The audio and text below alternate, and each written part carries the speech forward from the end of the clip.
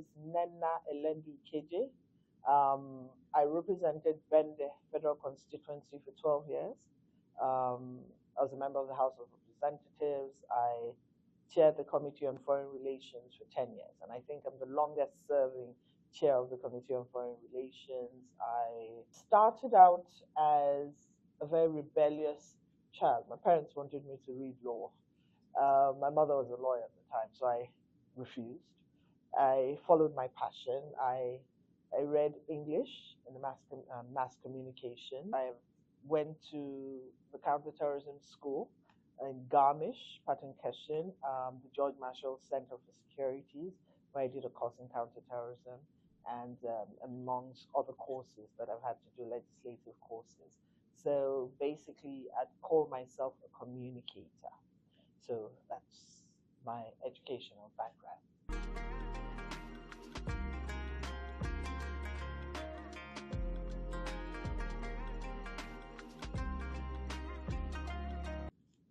I really don't think I was inspired to be a legislator. And, I'm going to be anecdotal here. In counterterrorism school, they asked, what makes people terrorists? And so there were so many stories. People said family pride. Some people said it was poverty. Some people said it was a sense of self. And same here. I I believe that getting into politics was family pride. It's a very interesting story. My father was in Texas on the day JFK died, and he was a pilot. He was a war pilot, and he was there on a course in Texas. And I think that singular incident changed his life exponentially. And so he started to read everything that there was on the Kennedys. And somehow I think he kind of figured himself out to be a little Joe Kennedy. But before that, he actually had a chance meeting with Obafemi Awolowo, and he had inspired him in a lot of ways in Ibadan. And so after that, he felt well that one of his children had to go into politics. I come from a family of four. There's two boys and two girls. I think I was the easiest person to for my father to set his dreams on. Nigeria had a very interesting political journey, and that political journey was one that saw a lot of people not interested, not trusting the process, especially after the annulment of June 12th. I think that it was a natural progression for me. Prior to that, I was a hotel rep for Protea Hotels, and it was basically selling hotel rooms and trying to sell the Protea brand. It had just come into Nigeria at the time. And I was affiliated to Protea Victoria Island. And for me, selling rooms was marketing. And I thought that, and I was again accused of being very willful, standing up for the downtrodden, and so on and so forth. And so when that happened, I kind of felt that it was a natural place for me to find the structures, to be a part of structures, systems, and institutions that actually looked out for the downtrodden. Now, going into politics and being a legislator at the time, I really didn't understand in clear terms what the nuances were. I just knew that, you know, Parliament was a place where you spoke up against people who were oppressed. And so it was a natural progression for me. I was naturally attracted to a place that, you could have an opinion on things that would affect the lives of people. And so that would be how my journey started. So it was several things. It started out from my father's dream, and then, of course, it became my reality because, African parents are not very democratic. So they told you wanted to do something, you had to do it. And that was it. But I think as well, it dovetailed into my natural self, which was one where I was constantly speaking up and fighting for the downtrodden. And I think that was what it was, moth to flame. That was how I got into politics, I think.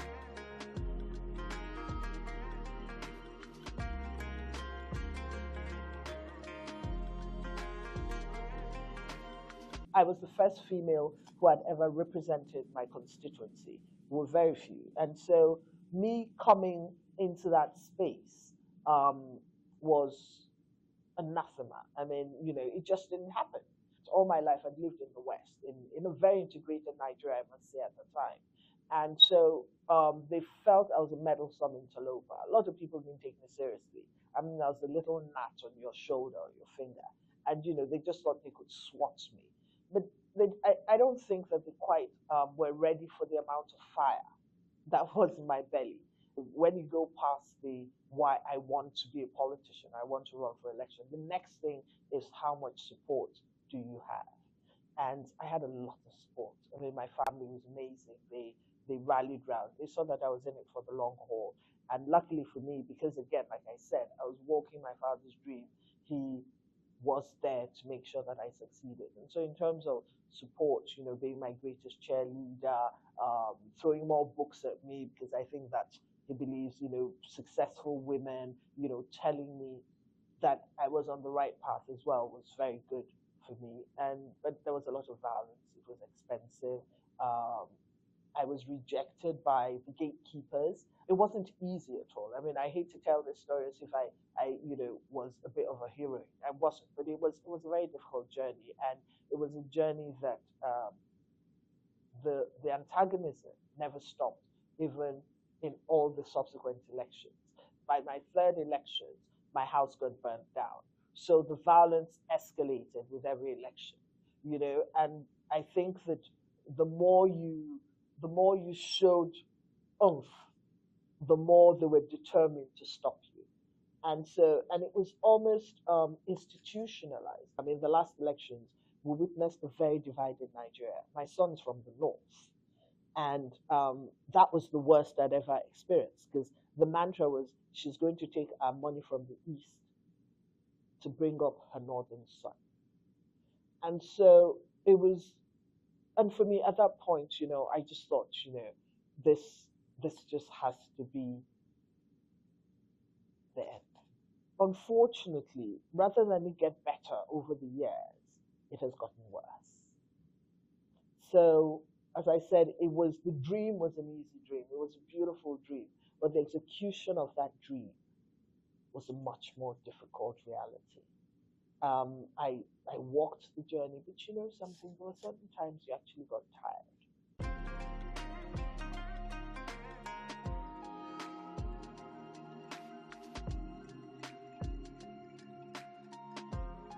I always say I love being a legislator because on the floor of Parliament, it was about your intellect, it was about knowledge, it was about your reach, it was about your power of communication. So I loved being a legislator. It was about recognizing what it was you were doing and trying to change things. But being a politician is a totally different kettle of fish. The profiling that is hardly ever spoken about, the conspiracy of silence that is a code that you're not allowed to break, um, and just the inability to rise beyond a certain place. It's almost as if you can see that invincible, people call it the glass ceiling, but in the political space, it's actually the cement ceiling because I mean, you find people who've poked at it. A lot of women have tried to poke at it, but one asks the question that with all the work that is done by, the awareness and the amount of women who have come into the political space from 2007 when I came into the political space, you find that with each election cycle, more and more women show an interest in politics. So the question now is, why are there fewer and fewer women who are walking through the leaky pipelines? Basically, what I'm trying to say is that you don't over there's no way of overcoming the initial hurdles.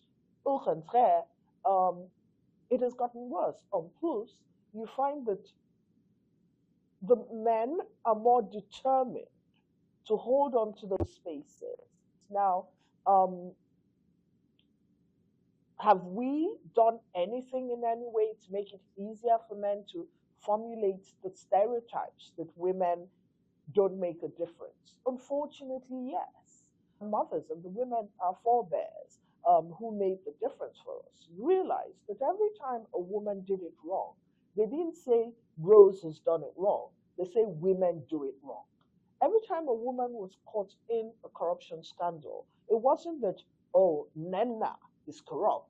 It's, oh, you see, women in the political space are corrupt. And so Like Caesar's wife, women in the political space must be held to higher account.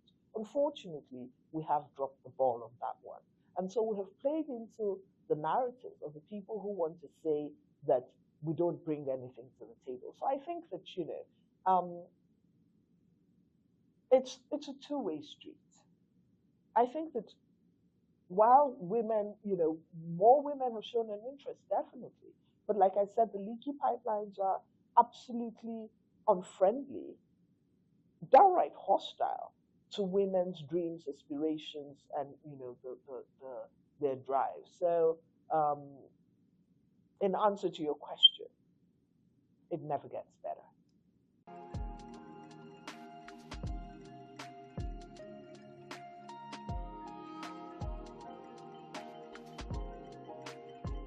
I served under three speakers. I served under Dimeji Bankole, started out as Patricia Ite and then Dimeji Bankole. I served under Aminu Waziri Tambuwal. I served under Dogara's leadership. And I can't honestly say I was discriminated against because I was a woman. I can't honestly say that. I mean, I'm sure it sounds like a good story to tell, but unfortunately it wasn't. And I find that, in that space, as with all spaces, you must learn to prove that you're worthy of the respect that comes to you. Your intellect and your capacity is respected there. Now, I'll give you an example. There were 17 of us, I think, under Dugara, 17 women. And all of us chaired committees. I chaired the Committee on Foreign Relations. I recall in Kiriko Nyejocha chaired the Committee on Aviation. And of course, there were people who chaired the Committee on Women Affairs and so on and so forth. Benny La, I recall, chaired the Committee on Science and Technology. So we all chaired strong committees. And we were also members of other committees. I, for instance, sat on the Committee on Defense and the Committee on the Army Committee and the Human Rights Committee. Of course, I was a statutory member of the Committee on Women Affairs. But I'd say that at no point were we shut out. At no point were we not given the opportunity to have our voices heard. Getting there was the problem.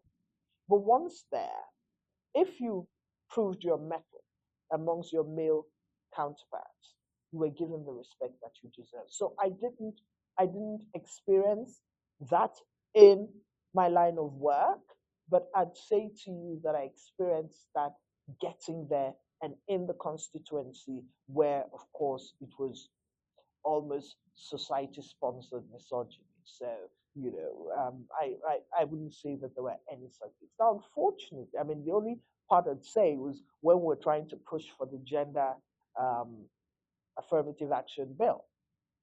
And I recall a friend of a colleague of ours in those days, Gudaji, decided to, you know, he had a contribution and he decided to single me out as the poster boy for a poster girl for women who were too willful. And so, of course, we had those kind of conversations, and you saw that coming to the fore. But when everybody was trying to attack Gudaji, I said to them, I said, the beautiful thing about it is that he at least has the courage to admit it publicly. So that was the one time that, we had, I think we had only 10 men. But subsequently, the Femi Bada, who eventually became speaker, who was a great opponent of the Gender Affirmative Action Bill, became a huge supporter of the Affirmative Action Bill and actually was one of the sponsors of the Affirmative Action Bill. So it was interesting as well to see the change of heart. But otherwise, no, I wouldn't say that in my line of work I was discriminated against. Au contraire, I actually got all the support I required from my male colleagues and the speaker and the deputy speaker at the time.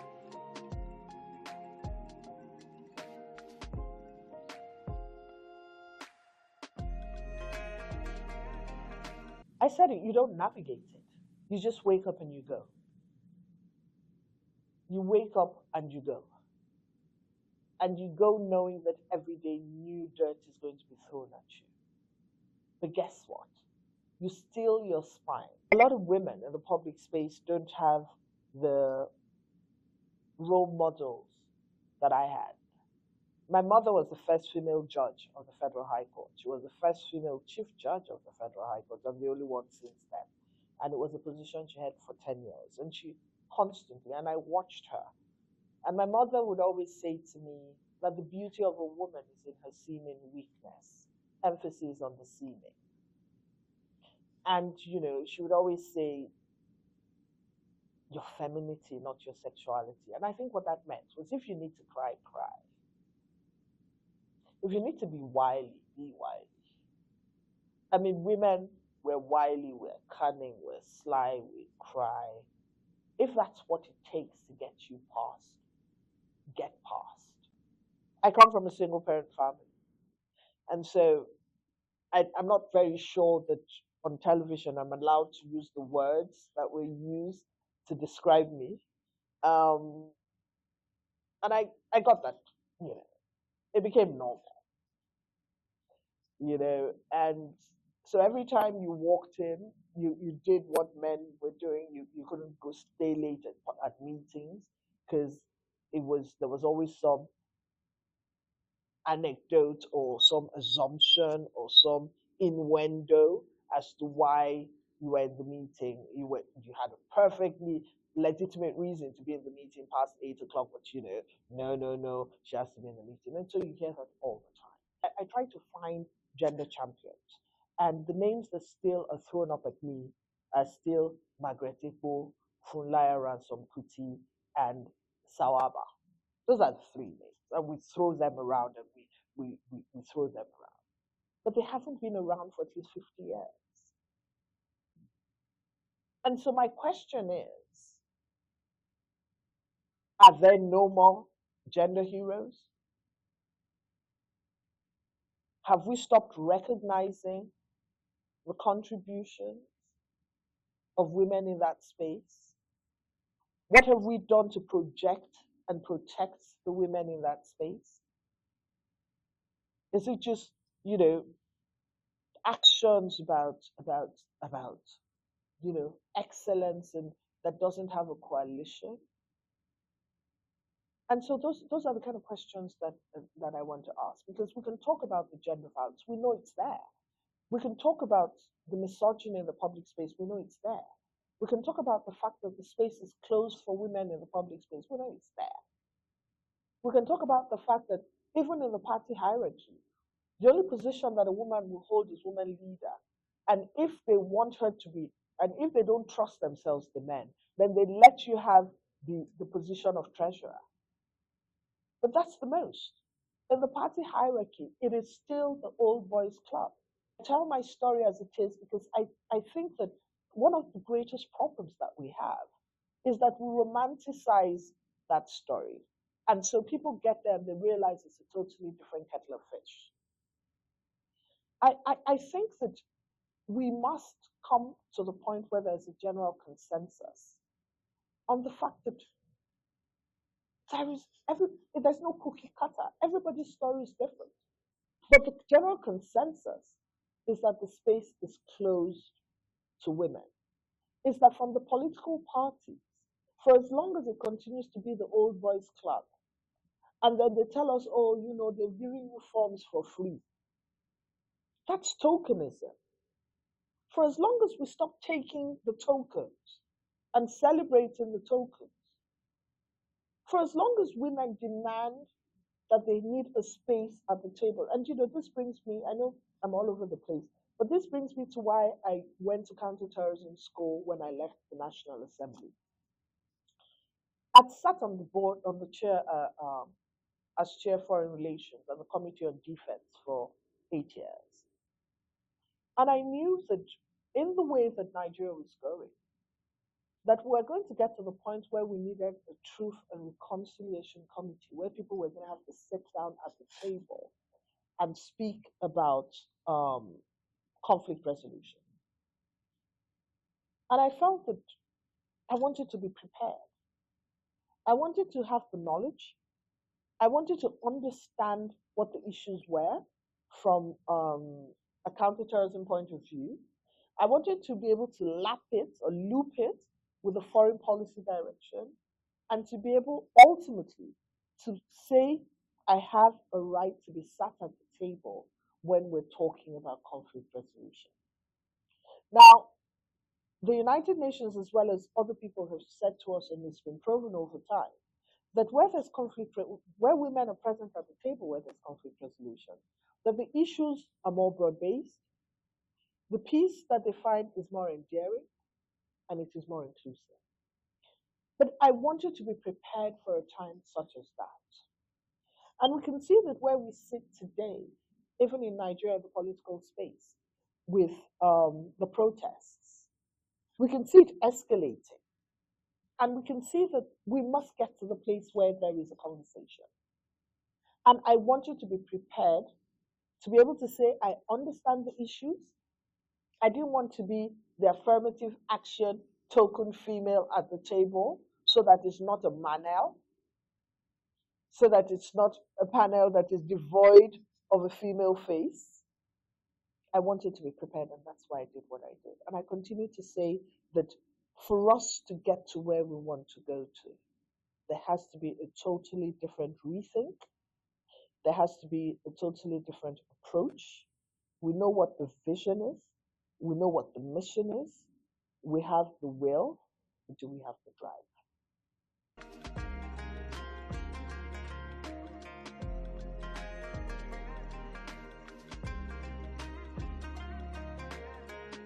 My most jarring experience was when my house got burnt down in the village. I were getting ready for elections, and I'd been getting a lot of threatening phone calls.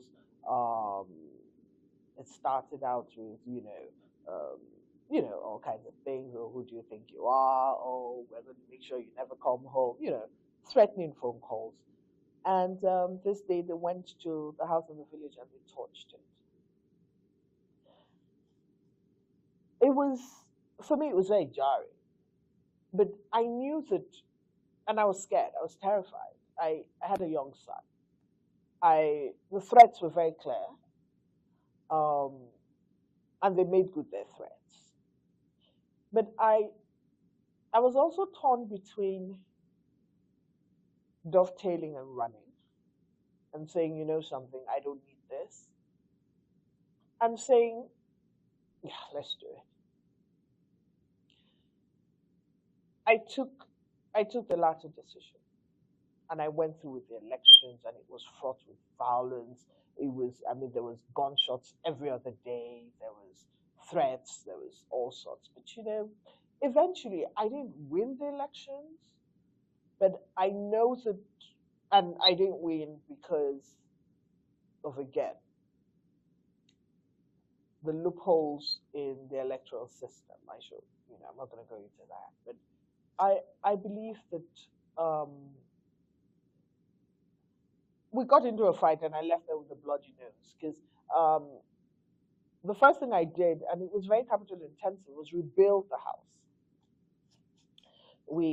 I mean, I had to rebuild the house, and rebuilding the house was, for me, very expensive, but also very fulfilling, because it was, for me, an act of open defiance.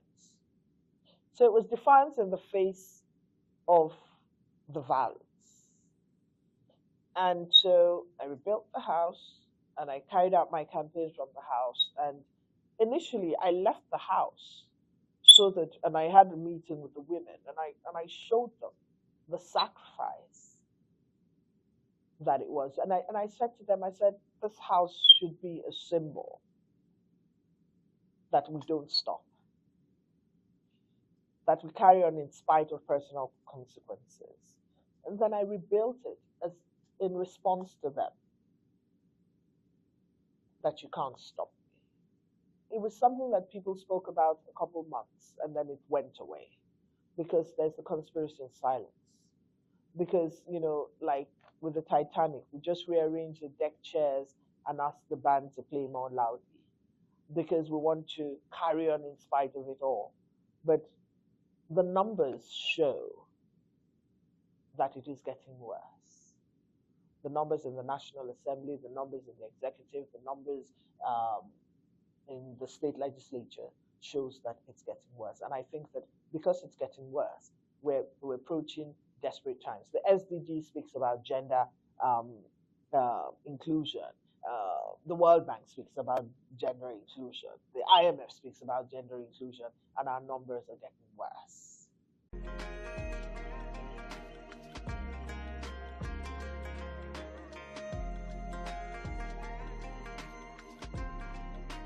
So basically, I've had a couple in that moments. Um, I because I chair the Committee on Foreign Relations, there's certain things that I can't really readily speak about that are my proudest moments. Unfortunately, they have to be kept very quiet. But I'll tell you something. I believe that, for instance, the Muharram issue, when women were turned back by Saudi Arabia, I was part of negotiating that team, and eventually we got the women out. I know that I was also part of negotiating on when Nigeria was to be designated a country of interest um, uh, based on terrorism. I was part of that negotiation. I know that one of my other greatest achievements was us being able to negotiate our way out of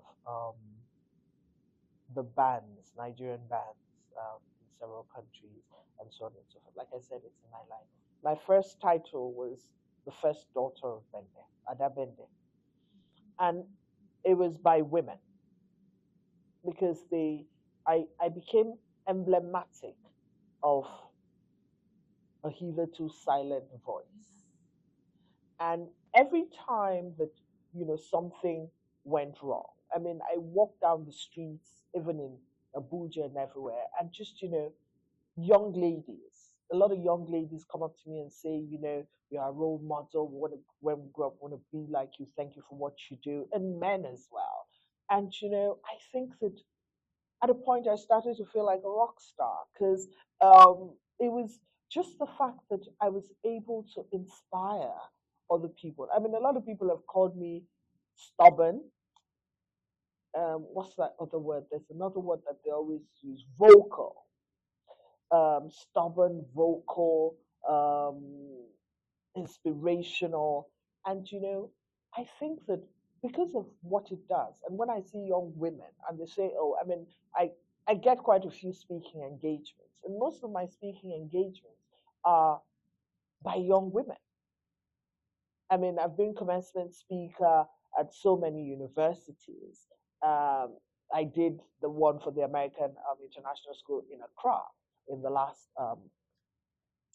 their last graduation. And so I find that a lot of people come up to me and say, you should mentor more women. And I think that in spite of what I did in my official capacity in that space, just the fact that young women walk up to me and say, I want to be like you inspire me, oh, we need you to go back to the National Assembly, or Honorable Nnenna, never give up on politics.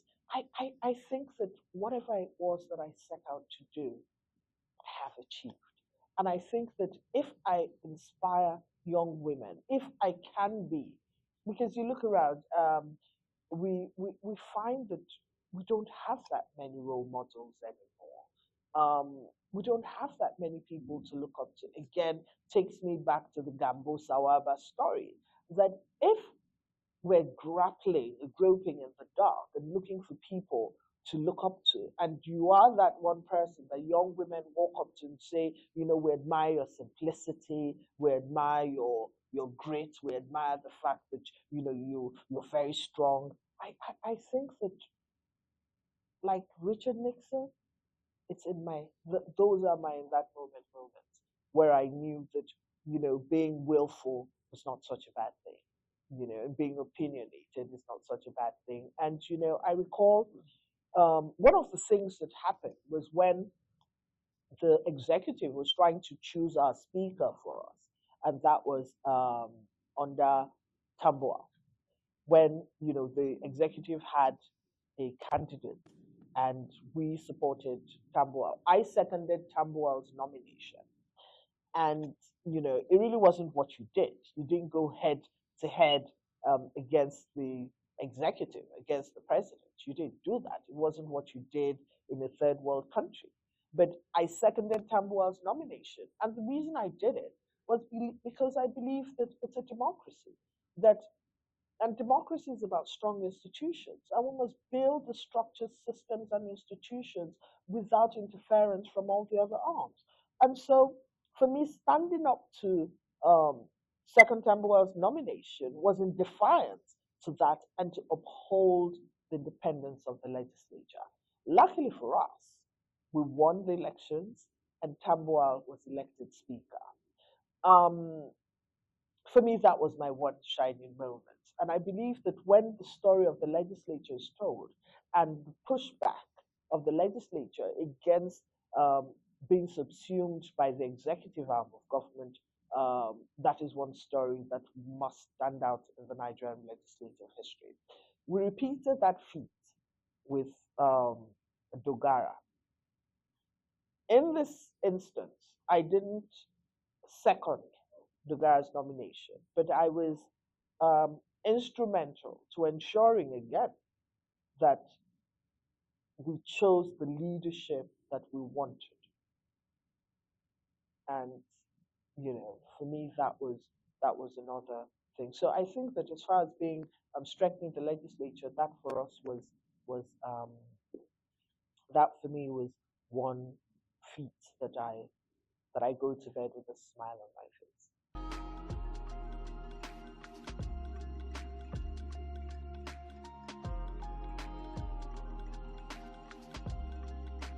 Proliferation against small arms and light weapons. For me, it was very important.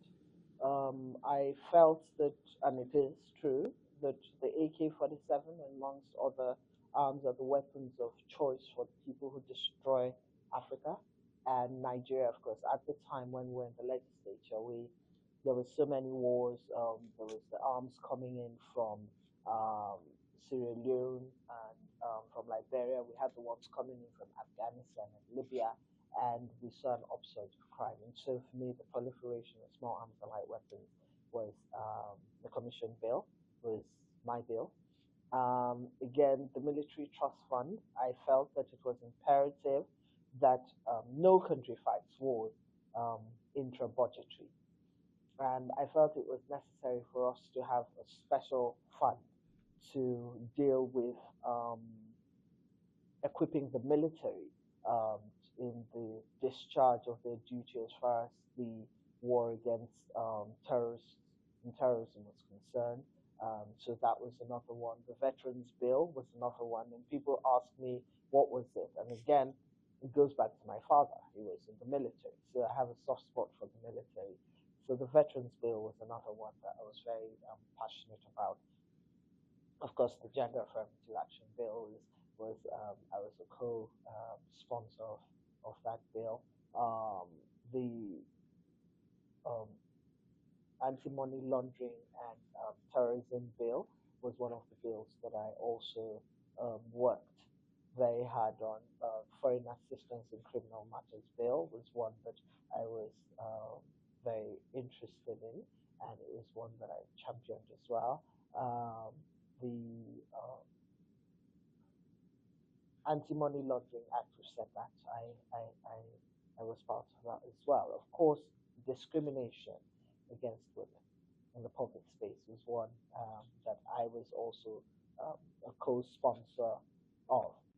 And but in all of these laws, I think that the one that I was the most passionate about really was proliferation of small arms and light weapons. And the reason for that was that we had seen an upsurge of femicide.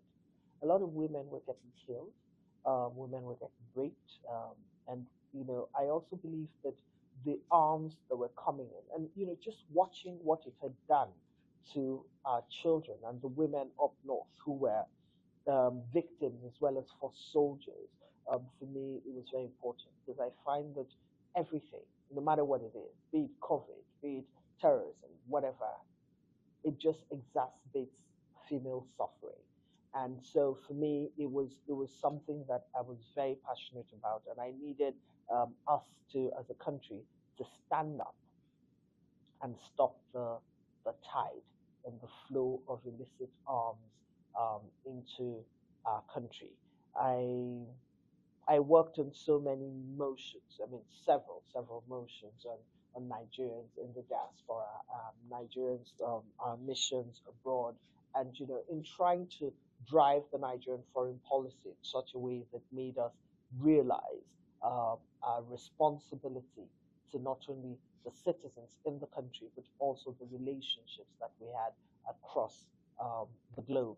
So, as chair of Committee on Foreign Relations, that was my core um, job. But as far as bills that were personal to me, where I'd say definitely proliferation of small arms and light weapons, I'd say the Veterans Bill and the Military Trust Fund Bill. Those were the ones that I was very passionate about.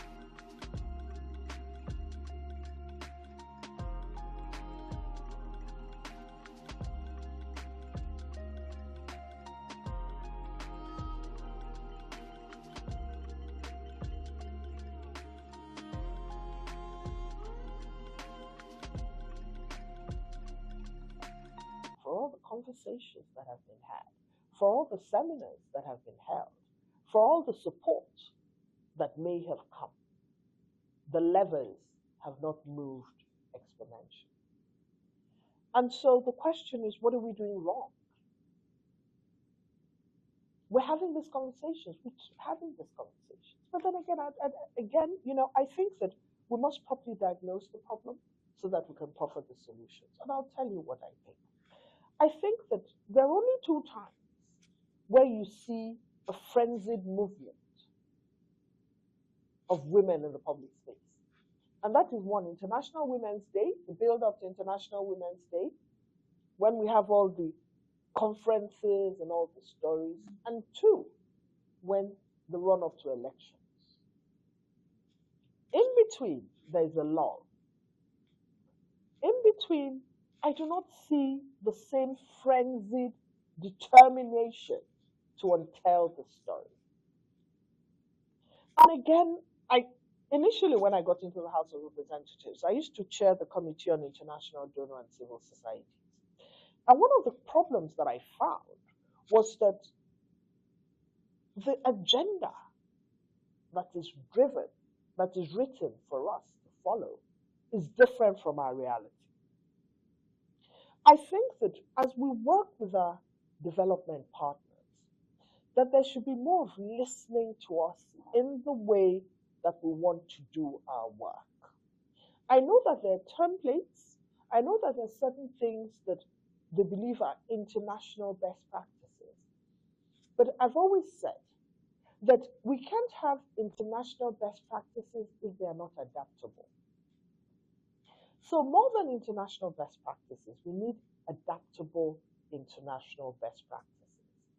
Because I believe that when I look at things like Me Too movement in the United States, you can see that post the Me Too movement, the number of women who got elected into Congress rose by at least 40%. So that was an action that led to a reaction. And so you can see the nexus. My worry is that I haven't seen the commensurate nexus between the action and the feedback. And so, what am I thinking? That maybe the time has come for us to do something collaborative. We have serious problems, let's agree. And we need serious people to solve those serious problems and to change the strategy. And so, what am I saying? That we need people who are actually really committed to seeing a rollback of those numbers. So does it have to be a collaboration across most of the gender operatives? Does it have to be a single movement that says we're all in this together, unabated, that continues the tempo in a way that says we're not going anywhere? Is this the point where we say that our population is 51 for female and 50 for men, And therefore, we must drive into that population. Like I say, and this conversation has come up again with the protests. What is it about democracy that makes it so special? It's the fact that it is representative. That's what it is. It is representative by racial, by gender, and overall. So, what does that mean? That if indeed we have a true democracy, it must be representative of our reality. Our reality is that there's 51% women in Nigeria. We're asking for 35% affirmative action, and we can't even get that. What's the problem? I think we need to come back and reevaluate what the problem is. I think that we need to get to the place where we start to ask pertinent questions. Are we asking or are we taking? I say to a lot of women, I'm not a feminist. And they say for someone who has been at the forefront of this gender agenda, you're not a feminist. And I say, no, I'm not. Because I believe that from the Amazonian days, men have been the ones who have protected the home front and women have been the ones who have been the nurturers. And so I believe again, and history has proven over and over and over again, that when you go headlong as women, you don't get it right. Only recently, and we're all celebrating Kamala Harris, Vice President, who probably, touch wood, is going to shatter the ceiling completely and become probably the first female president of America. And I don't say it because I support Republicans or because I support Democrats. I say it because I support women. Okay? And I'm saying that Kamala Harris, great as she is, would not have become the presidential candidate of the Democratic Party if Joe Biden hadn't nominated her. So we must have men change the way in which they view women in the public space. Women must change our attitude because I see a lot of women who will take it by force. We are marching to take it. No, nobody, you're not taking anything. So let us come back. Let us fall back and look at the way in which we can make the progress that we need to make. Okay? So I think that there must be a total recalibration. There must be a total different mindset. I'm not saying that we shouldn't have the militant ones who are shouting, we'll take it by force. But I'm also saying that we must have the ones who are saying, we must collaborate with the men. We need more he for she. We need them to be the voice. We need them to project it. Because whether we like it or not, the entire political space is run by the old boys club. And we need to do some persuasion, but more than anything else, we need to start to untell that story, one story at a time, and let the men realize that we're ready, we're willing, we're able, but more than that, we're collaborative partners. So, like the Chinese say, nobody can hold up all of the sky. We need both genders to hold up the sky. So, especially in a country like Nigeria today, you can't exclude 50% of your intellect, 50% of your strength, 50% of your knowledge, 50% of your perspective and perception, and expect to succeed. So, do I think we've done well? Absolutely not. Do I think there's ways to go? Absolutely. And how do I think we can do it? By falling back on telling the old stories, taking out the narratives that were there, trying to break down the stereotypes, but more than that, trying to engage in a way that makes us realize where our weaknesses are. In the words of Eleanor Roosevelt, she said, I'm strong because I know my weaknesses. So let us identify our weaknesses so that we can build on our strength.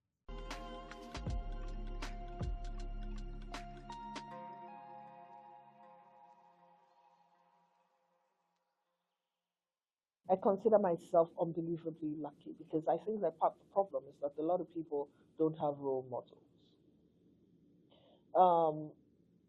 Again, I'm going to be anecdotal. There was a young girl who, and this is about role models, so I'm going to veer off a little. But there was a young girl, I don't recall her name, who had forged her results, WAEC results. And everybody made a big production about it, about how she was a criminal. And I said, what she did was criminal, but she's a victim. She's not a criminal. And the reason I said that is that when you look at the political spectrum, what is the percentage of men in the political space who everybody says he forged his way, he forged? There's so many forgeries. And the girl, not having any strong role models, looks out and sees that the only cut, the only way to success, and the people she looks up to and she sees on television every day, have forged their certificates.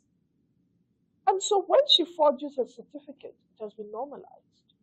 So I said to them, she's not a criminal, she's a victim. And so again, that brings me to, who are the people that are your role models? For me, I was lucky, I was extremely lucky, like I said, that I had mine in-house.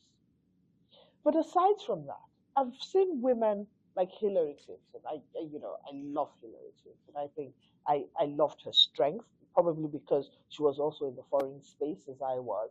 Um, Condoleezza Rice, I think, is a very strong woman.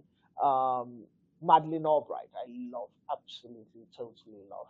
Um, I've seen women like them, and I look at them. Indra Nooyi, I've read almost all her books. I love, the fact that, and for me, Indra Nooyi is very interesting because she was very traditional, and yet she was very cosmopolitan. And one of the stories for Indra Nooyi, in Indra Nooyi's book, that I took away, and it kind of helped, you know, helped me shape my story, is where she says that her mother said to her that you can be the CEO of PepsiCo, but the minute you get to the gate of this house, your wife, your mother, and your sister. And so she achieved so much, and yet she was so down to earth.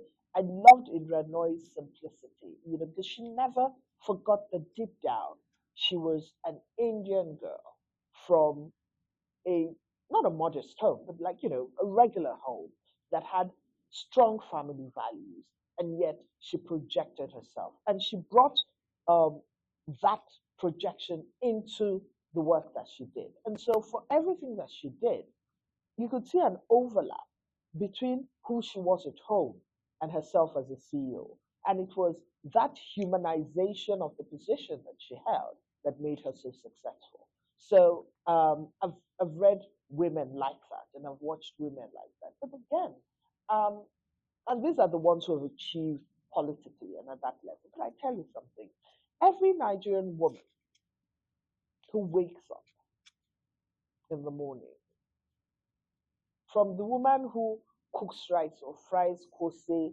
down the road, or who sells fish in Lagos, or who sells gari in the east, who wakes up in the morning, in spite of it all, goes out there, works, has children, feeds them, is a wife, is a mother, and yet comes back with a smile on her face, they're the real deal.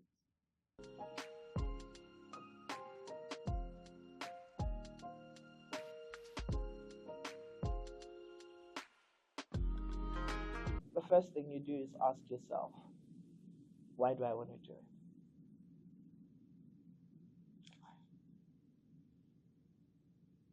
When you've gone past that, then go to your family and say to them, I'm about to do something that's very disruptive. How much support are you willing to give me? Then you get ready and then you go home. Because we play that kind of politics here.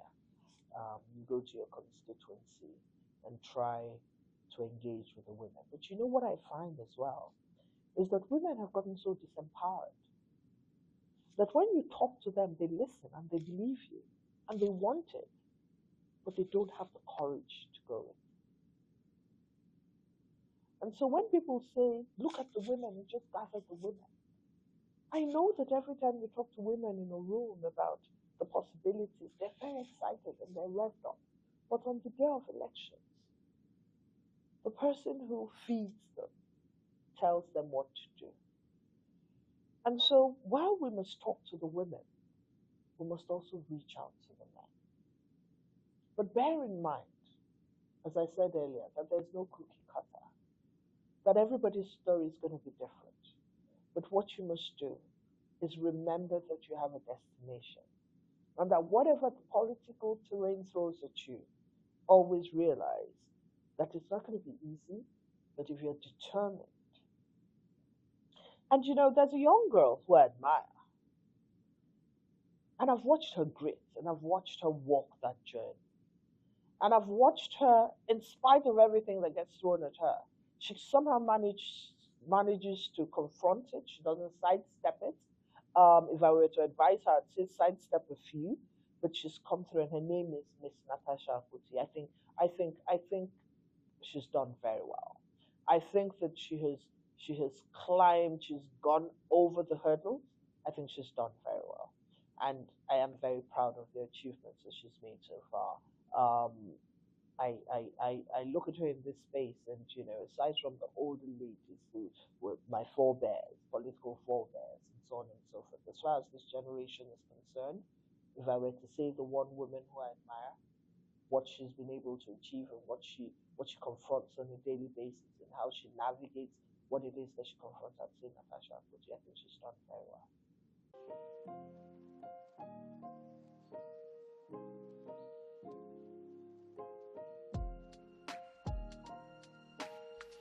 There's so much room for mediocrity in men and no room for mediocrity in women.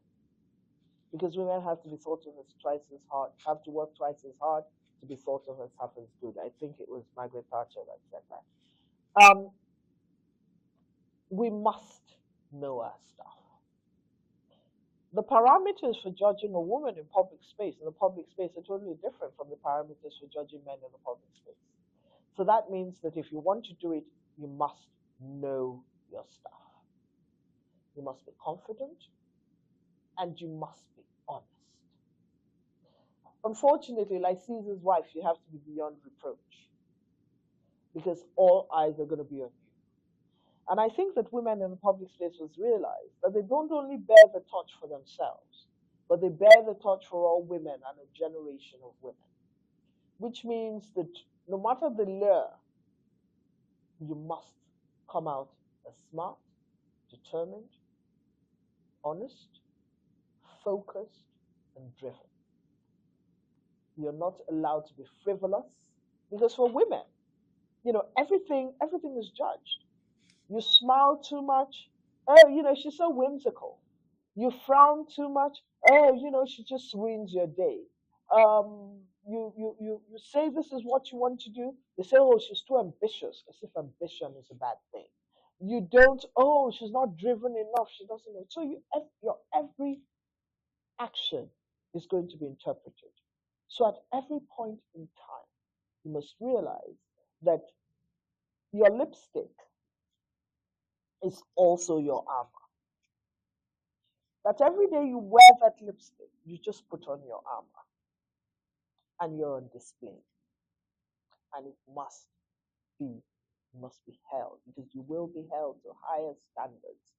You must slap on your armor and go out there and try as much as possible to remember that with every action, you carry all of us on your shoulders. You carry the burden of women's aspirations for gender inclusiveness. And so you must work twice as hard.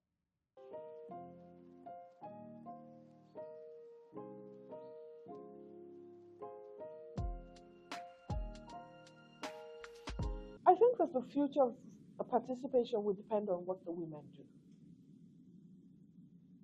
If we do nothing, nothing will happen. If we continue on this trajectory, nothing will change. So it's in our hands. Our future is a blank canvas. How do we want to paint it? Do we want to paint it one of continued agitation, one of continued and incremental activism, one of an inclusive journey to get to where we want to go to? Or do we want it to continue to be the laissez-faire, lackadaisical hope that the men are just going to walk away and let us take up the space? The future is dependent on how it is we paint this canvas.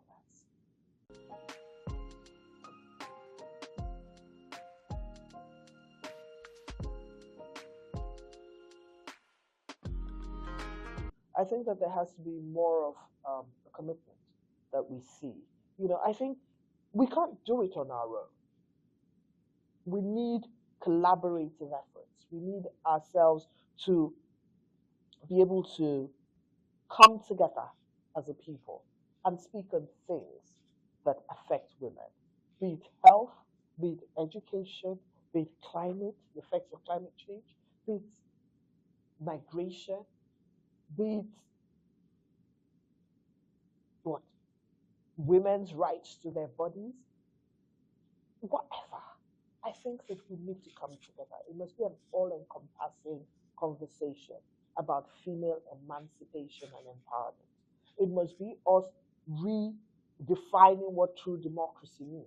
I think it must be all of us coming together to say democracy is representative, and if it is not representative, we must start to ask those questions. Is it democracy? It is about us as elevating and escalating the conversation, that we can't have anything called democracy if it does not represent us. I think we must start to get more, I think we must start to ask the common sense questions. We can't continue to cherry pick and take the nice little conversations and not ask the hard questions. I think we must start to do that. And the people to help us are the people who understand that it is necessary.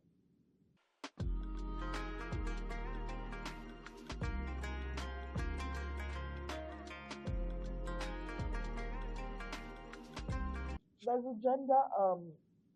the Nigerian gender framework. It has been ignored. I really, it's interesting. We ask how they can support. We have all the documentation. It just needs implementation. It's as simple as that. There's 35%.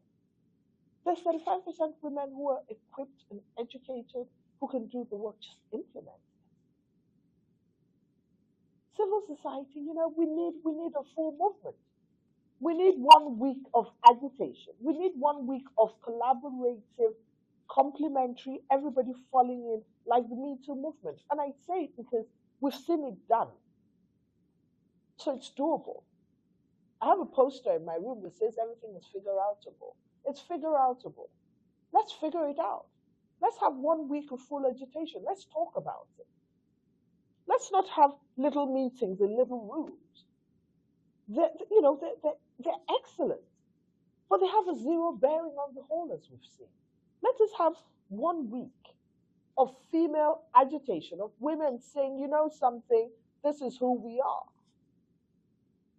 Let's make it difficult for them to ignore us. Let's make them an offer they can't refuse. Let us push our best feet forward. Let us demand that our best are put out there. Let us say we don't want all the window dressing. We don't want tokenism anymore. We want true, entrenched, tangible inclusion. Let's demand it. I'm sure that if we did consistently, we'd get it.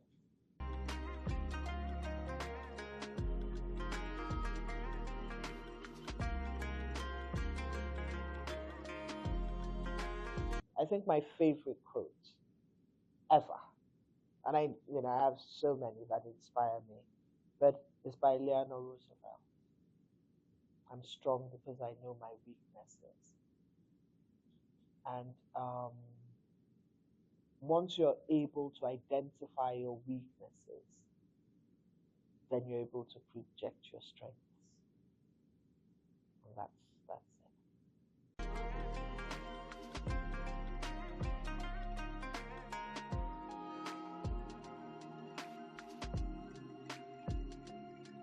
I hope that we're able to while we celebrate Funlayo and some Kuchi and so on and so forth, I hope that in my lifetime that we see the second generation of women who take over that. And what that would mean is that there is the commitment that the baton that was handed over to us, that we didn't put out the torch in our generation. Because when the last torch is 50 years old, it means that the torch, that the fire went out. And I'm hoping that at some point we see another group of women who, while we say that the first generation were the Sawabas, we have the second generation that actually made tangible difference and opened up the political space and opened up the space for Nigerian women, where they can now realize that indeed that we are a part of the leadership of this country. I believe that all women at all strata are important, but I honestly do believe that when you have good women at the table, that you have a better country. And I hope that I get to see that in this life.